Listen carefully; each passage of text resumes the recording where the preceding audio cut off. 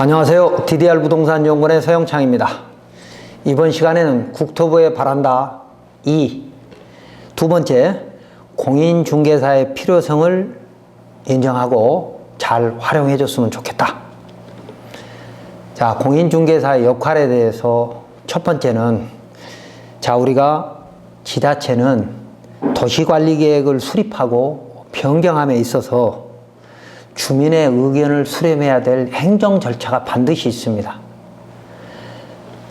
도시관리계획 수립 및 변경은 주로 토지에서 일어나죠. 이때 중개사를 활용하면 더 효율적인 도시관리계획이 될 것입니다. 국민은 생활에 바빠서 도시계획 수립 변경에 관심이 없습니다. 이때 그 바쁜 주민들의 의견을 가장 잘 모아서 주민의 의사를 대변할 수 있는 집단이 공인중개사 조직입니다. 그런데 이런 주민 공청회 및 지자체 각종 위원회에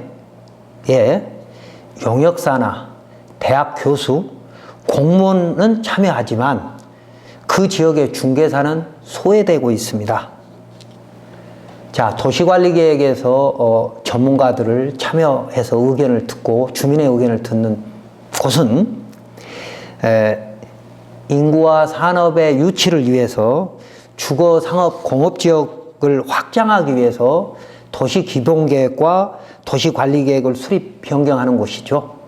5년, 10년, 20년 단위로 수립 및 변경을 하는 것이고, 또 도시계획 시설을 결정하거나 46가지 도시계획 시설을 결정하거나 실시계획을 수립할 때도 주민의 의견을 듣도록 돼 있고요. 그 다음에 지구단위 계획을 수립하거나 개발진흥지구를 지정하고 또는 시행을 하고, 개발행위가 제한지역을 지정한 후에 성장관리 방안을 수립하는, 이럴 때 각종 용역 초안이 나오죠. 그 초안을 검토할 때 주민 의견을 수렴하고 있죠. 그런데 사실상 주민은 바빠서 안 오면 그 주민의 의사를 대변할 수 있는 것이 그 지역 중개사라는 것이죠.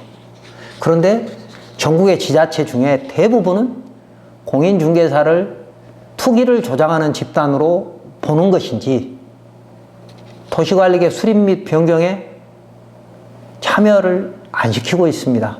안타까운 일입니다.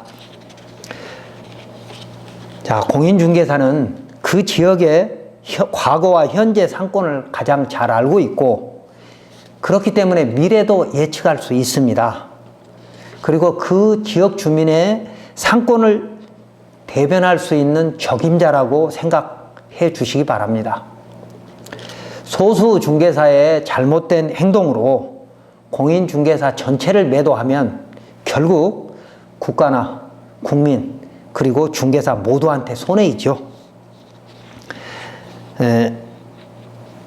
지금 국가는 부동산 시장이 과열되면 첫 번째로 공인중개사 사무실을 찾아오지요. 조사하기 위해서. 이유는 부동산 투기를 조장하는 집단으로 매도하기 때문이죠.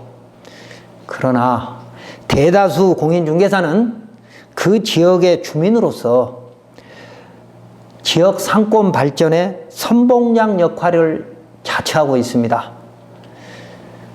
투기 조장 세력으로 또는 투기 세력의 앞잡이로 매도하지 않으셨으면 좋겠습니다.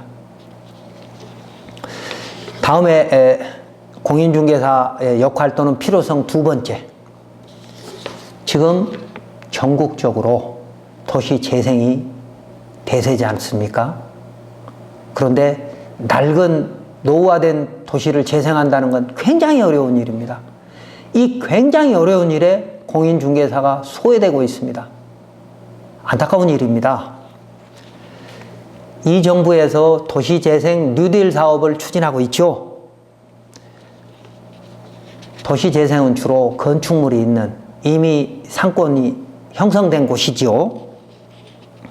그런 노후된 지역 상권을 리모델링을 해야 되는데 그 지역의 상권 변화를 그리고 미래를 가장 잘 예측할 수 있는 사람이 누구겠습니까?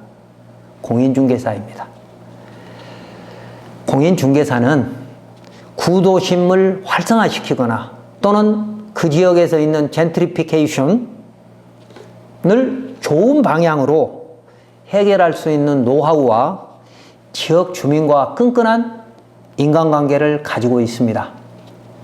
그런데 지자체의 도시계획 재생계획을 수립하거나 집행에 중개사가 철저히 외면당하고 있다면 지자체와 그 지역 주민은 중개사의 노하우를 얻지 못해서 오히려 손해일 텐데 이해가 되지 않습니다. 왜 소외시키는지. 자, 봅시다. 국가와 지자체의 도시재생 뉴딜 사업은 1970년대 압축 성장에 지금 현재 기반시설이 노후화되어 있고 3만 불 소득 시대에 맞게 도시계획 시설의 용량이 부족한 상태이고 또 지방 인구가 감소하는 상황에서 중소도시의 구도심 활성화를 위해서 주민 협동을 끌어내야 하는 도시재생 사업은 중개사가 제일 잘할 수 있거든요. 그래서 중개사의 의견을 수렴해야 되는 것이죠. 또한 국가는 건축사, 도시계획사, 토목기사, 세무사, 감정평가사, 변호사, 법무사, 금융기관 등 부동산 시장에 참여하는 각종 전문 용역사의 의견을 수렴해서 부동산 시장을 진단하지 않고 공무원 및 학계의 의견만으로 정책을 세워서 소비자의 심리를 정확히 이해하지 못하기 때문에 부동산 시장 장악이 선제적으로 안 되는 것입니다. 이때 지역 분위기를 파악하는데 공인중개사의 의견이 제일 정확할 수 있다는 것이죠. 다음 세 번째는 아파트 상가 토지에 따라서 중개사의 기여 비용이 크게 차이가 나는데 국토부는 중개사의 중개 서비스에 대한 기회비용 보상 차원에서 정당한 대가를 산정해 본 적이 있는지 묻고 싶습니다. 거래량이 많은 아파트나 오피스텔 매매 또는 임대차는 중개사가 열심히 노력하면 기회비용을 보상받을 방법이 있지만 상가와 토지는 거래량이 적어서 기회비용을 보상받을 방법이 거의 없습니다. 중개사의 중개보수, 중개수수료라고 하죠. 율을 정함에 있어서 중개사의 기회비용을 한번 산정해 보았는지 다시 한번 묻고 싶습니다. 국토부는 중개사의 중개 노력을 단순 소개라고 생각하고 있기 때문에 중개보수에 상한을 두고 있는 겁니다. 그러나 중개 행위를 가까이 들여다보면 고난도의 컨설팅 업무가 포함되어 있는 경우가 아주 많습니다.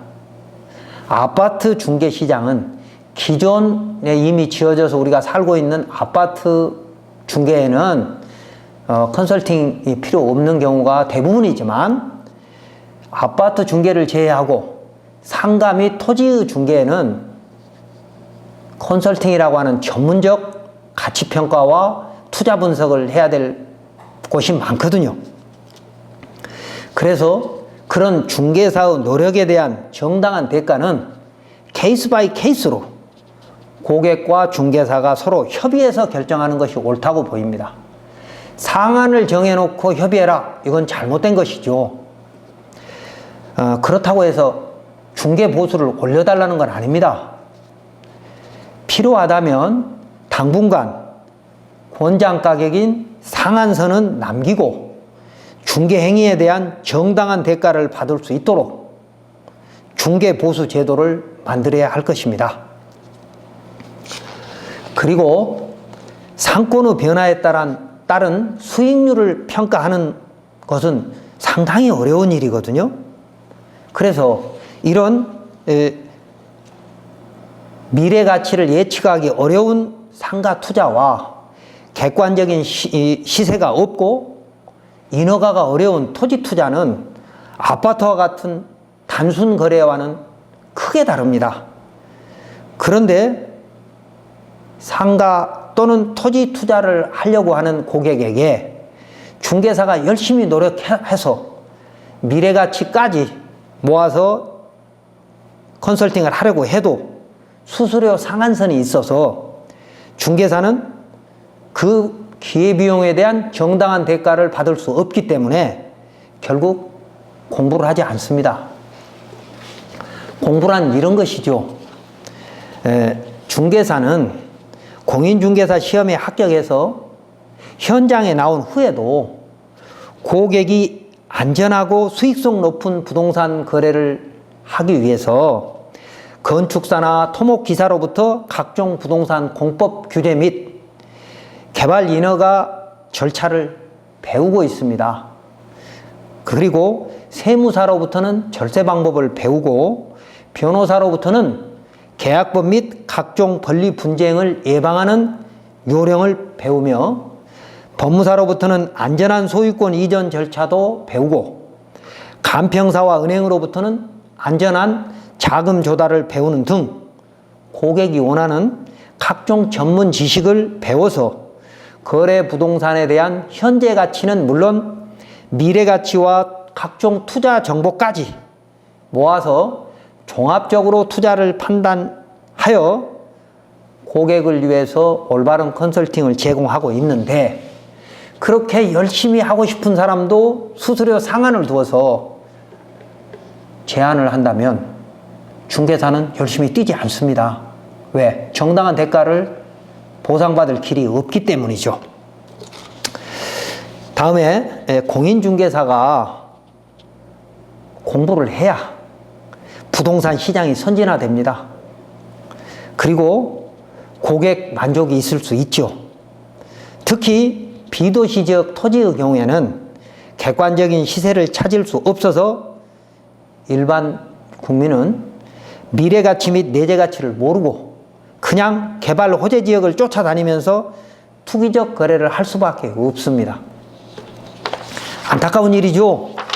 국토부는 중개사를 잘 교육해서 올바른 부동산 투자를 권유하는 전문가로 양성했으면 좋겠습니다. 20세기에는 예적금 금리가 연 10%가 넘는 금융상품이 많아서 대부분의 공무원 및 봉급 생활자는 부동산 투자에 관심이 적었습니다. 그러나 지금은 예적금 금리가 2%도 안 되는 이런 상황에서 누구나 재산을 늘리고 노후를 대비하고 싶은데 결국 부동산 투자를 할 수밖에 없다는 것이죠. 그래서 많은 국민은 황금성이 제일 높고 투자의 실패 위험이 거의 없는 아파트에 투자할 수밖에 없는 것입니다. 자, 아파트의 갭 투자, 큰 사회적 문제입니다. 또 파라솔 부동산들의 분양권, 전매, 이건 문제이지만 이것은 합법도 있고 불법도 있습니다. 전매 제한기간의 거래나 택지개발지구의 분양권을 전매시키는 떴다방이나 또 반대로 공인중개사는 합법적으로 분양권을 전매하고 있거든요. 그런데 국가는 분양권을 전매하면 무조건 투기 조장 세력으로 지금 매도하고 있는 것이죠. 그래서 증권 투자나 펀드 투자에는 정부가 권장도 하고 전문가도 양성하고 있는데 부동산 투자는 불로소득이라는 인식으로 투자 전문가를 양성하지 않고 있습니다. 국민이 아파트 이외의 다른 부동산 상품에 안전하게 투자할 수 있도록 공인중개사를 투자 전문가로 양성할 필요가 있다는 것이죠. 그리고 국민의 생활 필수품인 아파트 거래와 수익형 부동산의 어느 거래에 대한 국토부의 대응 방식도 달라져야 한다고 생각합니다. 그 지역에 부동산의 역사와 현재 가치를 가장 잘 아는 중개사를 앞장세워서 그 지역 부동산의 가치를 높이고 또한 고객을 올바른 투자처로 유도하면 자연스럽게 투기적 수요가 사라질 것입니다. 향후 진행되는 부동산 정책과 부동산 관련 법령의 재개정에는 공인중개사의 의견을 수렴하면 큰 도움이 될 것입니다. 지금은 SNS가 발달해서 11만 중개업소 또는 30만 중개사 의견을 모으는데 큰 힘이 들어가지 않습니다. 그리고 각종 부동산 위원회에서 심의위원으로 중개협회가 추천하는 중개사를 미쳐간다면 우리나라 부동산 시장의 발전에 또는 선진화에 큰 도움이 될 것입니다. 그리고 부동산업은 중소기업 창업 지원법 등에서 2018년 초까지만 해도 지원해서는 안 되는 업종이었습니다. 부동산 중개업자도 소상공인인데 창업 시 금융권의 지원을 받을 수 없습니다. 국토부는 중개사를 소상공인으로 보고 직업 안정성을 확보해 줘야 됩니다. 마지막으로 정리하면 부동산 거래에서 고객 만족은 중개사에게 맡겨야 합니다. 국민이 아파트를 제외하고 상가나 토지 등을 중개를 하는 경우에, 그러니까 거래하는 경우에 국민들이, 그러니까 고객이 알아야 될 내용이 너무 많습니다. 법령의 사각지대, 인허가에 들어가면 전문적인 인허가는 건축사나 도시계획사나 토목기사 등이 인허가를 다 대행해 주지만, 예를 들어서 진입로라든지 이런 것들은 법령의 사각지대에 있거든요.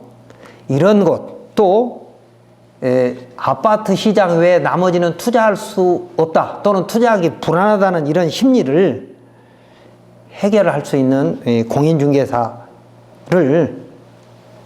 양성해서 시장이 활성화되도록 해야 될 것입니다. 자, 정리하면 공인중개사 중개보수도 제대로 현실화시키고 공인중개사를 여러 부동산 정책에 참여시켜서 잘 활용하는데 별도의 비용이 들어가지 않으니까 그렇게 하시고, 그 다음에 아파트 외에 나머지 부동산의 투자 전문가, 권유 전문가로 공인중개사를 양성했으면 좋겠다.